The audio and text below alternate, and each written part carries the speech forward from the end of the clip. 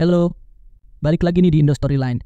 Kali ini kita mau ngebahas film The Invisible, di mana ada seorang wanita yang selalu diganggu oleh pria yang tidak terlihat. Gimana keseruan film ini? Yuk, langsung aja. Adegan pembuka menampilkan seorang wanita bernama Cecilia Cass, yang terbangun di tengah malam di samping pacarnya, Adrian Griffin, seorang insinyur optik yang kaya dan pebisnis. Cecilia ternyata sudah lama berada dalam hubungan yang penuh kekerasan dan pengendalian. Tidak bisa menoleransi lagi, dia akhirnya memutuskan untuk melarikan diri dari rumahnya yang sangat terjaga ketat. Untuk ini, dia pertama-tama memberi dosis diazepam kepada Adrian, mengambil tas yang sudah dipersiapkan, dan menyelinap keluar dari rumah mewah itu sambil memantau Adrian melalui CCTV di ponselnya. Sebelum meninggalkan tempat itu, dia melepaskan anjing mereka, Zeus, dari kalung kejutnya. Tetapi hal itu secara tidak sengaja membunyikan alarm mobil, membangunkan Adrian. Akibatnya, dia melompat dari tembok dan berlari menuju jalan raya. Di sana, dia dijemput oleh adik perempuannya, Emily, yang tampak bingung. Sesaat kemudian, Adrian yang marah berlari dan memaksa mereka membuka pintu. Dia bahkan memecahkan jendela mobil, tetapi saudari-saudari itu berhasil pergi tepat pada waktunya. Adegan kemudian melompat 2 minggu kemudian, dan kita mengetahui bahwa Cecilia telah tinggal di rumah teman masa kecilnya, detektif James Lanier, dan putrinya yang remaja, Sydney. Meskipun James berusaha keras untuk memastikan keamanannya, Cecilia tetap tertutup dan takut keluar rumah. Bahkan pertemuan acak, seperti pelari yang lewat, membuatnya terkejut.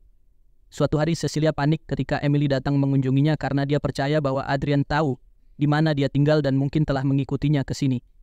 Namun Emily menegaskan bahwa dia tidak perlu takut lagi, karena Adrian telah melakukan hal yang tidak terduga. Cecilia duduk dalam keadaan terkejut dan butuh waktu untuk memproses berita itu. Dia kemudian akhirnya membuka diri kepada Emily dan James tentang betapa kasar dan pengendalian Adrian terhadapnya. Dia menyebutkan bahwa Adrian menginginkan anak, tetapi mengetahui bahwa itu hanya akan membuat pelariannya menjadi tidak mungkin. Dia terus mengambil pil kontrasepsi. Keesokan harinya, Cecilia menerima surat dari Tom, saudara sekaligus pengacara Adrian. Dia memanggilnya ke kantornya untuk memenuhi keinginan terakhir saudaranya. Cecilia mengunjunginya bersama Emily dan mengetahui bahwa Adrian telah meninggalkan kekayaan senilai $5 juta dan sebuah properti untuknya. Dengan uang ini, Cecilia memberikan James tangga baru untuk mengecat rumahnya dan juga memasukkan Sydney ke perguruan tinggi impiannya sebagai tanda terima kasih.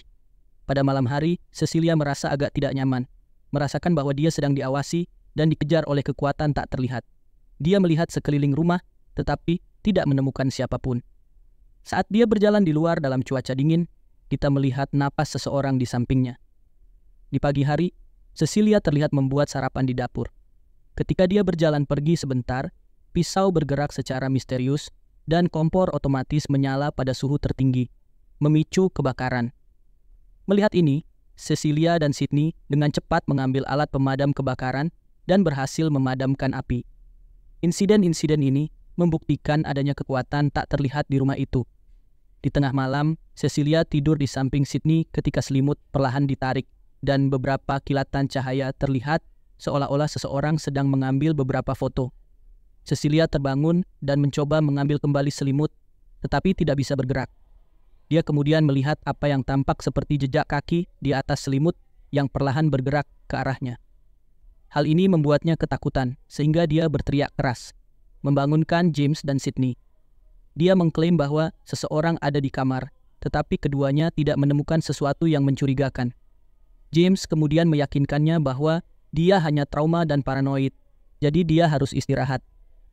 Keesokan harinya, Cecilia pergi ke wawancara kerja untuk posisi arsitek. Di sana, dia mencoba mempresentasikan isi portofolio kerjanya, tetapi menemukan tasnya benar-benar kosong. Dia tiba-tiba mulai merasa pusing dan pingsan. Dia kemudian dibawa ke rumah sakit untuk dilakukan tes darah. Sepulangnya ke rumah, dia menerima telepon dari dokter yang memberitahu tentang tingkat diazepam yang tinggi dalam sistemnya yang menyebabkan dia pingsan. Dengan ketakutan, dia menemukan botol diazepam yang berdarah di kamar mandinya, yang dia gunakan untuk membius Adrian saat melarikan diri. Setelah ini, Cecilia pergi berbicara dengan Emily, yang secara mengejutkan marah padanya setelah menerima email penuh kebencian dari akunnya. Bingung, Cecilia bersikeras bahwa dia tidak mengirimnya dan bahwa Adrian yang melakukan semua ini. Namun, saudarinya tidak mempercayai klaimnya dan menutup pintu untuknya. Kembali ke rumah, Cecilia memeriksa emailnya dan menemukan pesan yang dikirim dari akunnya, menyebabkan dia mengalami kehancuran emosional. Tak lama kemudian, Sydney masuk dan mencoba menghiburnya. Saat itu, sebuah kekuatan tak terlihat memukul wajah Sydney, membuatnya berpikir bahwa Cecilia yang melakukannya. Ketakutan, gadis itu berteriak dan memanggil ayahnya. James marah pada Cecilia, tetapi dia memutuskan untuk membawa putrinya keluar rumah ke tempat yang lebih aman terlebih dahulu. Sekarang dia sendirian di rumah, Cecilia mencoba berbagai taktik untuk menangkap sosok tak terlihat yang dia percaya adalah Adrian. Dia menumpahkan bubuk kopi di lantai dan tetap di kamar menunggunya. Tak lama kemudian, dia mencoba menelepon ponsel Adrian dan mendengar ponsel itu bergetar di loteng. Saat naik ke atas, dia menemukan portofolio kerjanya dan ponsel Adrian dengan beberapa foto dirinya sedang tidur. Pada saat yang sama, dia menerima pesan teks yang berbunyi kejutan. Dalam keadaan panik, dia menumpahkan seember cat ke pintu loteng dan secara mengejutkan melapisi sosok tak terlihat itu. Setelah turun kembali ke bawah, Cecilia mendengar suara air mengalir di wastafel dapur. Saat dia menuju untuk memeriksa, dia menemukan bahwa sosok tersebut telah mencuci cat yang menutupi tubuhnya. Dalam gerakan membela diri, dia meraih pisau tetapi segera ditangkap oleh lehernya dan dilempar ke seberang ruangan. Pertarungan sengit pun terjadi, namun Cecilia entah bagaimana berhasil melarikan diri dari rumah. Dia segera memanggil Uber dan menuju ke rumah Adrian di dekat pantai. Setibanya di sana, dia menuju ke laboratorium riset Adrian di ruang bawah tanah. Di sana, dia menemukan bodysuit berteknologi tinggi yang dilapisi kamera yang bisa membuat penggunanya menjadi tak terlihat, yang akhirnya mengonfirmasi kecurigaannya. Cecilia mengambil bodysuit tersebut dan menyembunyikannya di lemari kamar tidur lama mereka. Saat dia bersiap untuk keluar, dia melihat jejak kaki tak terlihat lain yang menyerangnya lagi. Tak lama kemudian, anjing mereka ikut campur, memberinya waktu untuk melarikan diri. Cecilia kemudian mengatur pertemuan dengan Emily di sebuah restoran dan meminta maaf sambil menjelaskan bahwa dia sangat mencintainya. Skeptisisme Emily mulai mencair saat mereka mulai mengikat kembali hubungan mereka. Setelah itu, Cecilia menceritakan tentang bodysuit tak terlihat di laboratorium Adrian. Tiba-tiba, sosok tak terlihat menggorok leher Emily dan meletakkan pisau di tangan Cecilia, menjebaknya untuk pembunuhan. Akibatnya, Cecilia yang terkejut ditangkap dan dibawa ke rumah sakit jiwa. Dia terus berteriak bahwa Adrian yang membunuh saudarinya sampai dia diikat dan dibius. Setelah itu, Cecilia diuji dan diinterogasi karena diduga membunuh Emily. Dalam pembelaannya, dia mencoba menjelaskan dirinya, tetapi dia merasakan kehadiran Adrian di ruangan itu dan ragu untuk melakukannya. Sambil menunggu persidangan, Cecilia ditempatkan di rumah sakit jiwa, di mana dia mengetahui pengungkapan yang mengejutkan. Dia hamil. Beberapa hari kemudian, Tom datang mengunjunginya dan menawarkan untuk menghapus semua tuduhannya dengan satu syarat, melahirkan bayi dan kembali ke Adrian. Di sini, terungkap bahwa Tom membantu merencanakan kematian saudaranya dan bekerja dengannya. Dia juga mengungkapkan bahwa Adrian tahu dia mengonsumsi pil kontrasepsi, jadi dia menggantinya dengan sesuatu yang lain sehingga dia hamil. Tom juga mengatakan bahwa dia akan kehilangan kekayaan dan akan ditempatkan secara permanen di institusi ini jika dia tidak menerima kesepakatan tersebut. Namun, Cecilia, yang masih hancur oleh kematian saudarinya, menolaknya.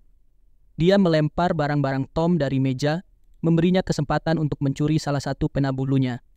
Kemudian, di kamarnya, Cecilia bersiap untuk melakukan hal yang tidak terduga dengan pena yang sama. Tetapi, sosok tak terlihat menghentikannya. Ternyata, ini adalah umpan, dan Cecilia menggunakan kesempatan ini untuk menusuknya dengan pena. Ini menyebabkan bodysuitnya mengalami gangguan dan membuat sosok tersebut muncul dan menghilang secara acak.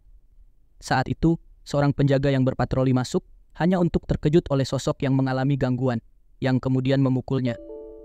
Cecilia mencoba melarikan diri saat lebih banyak penjaga datang, tetapi sosok tak terlihat melumpuhkan mereka semua sebelum melarikan diri ke malam yang penuh badai.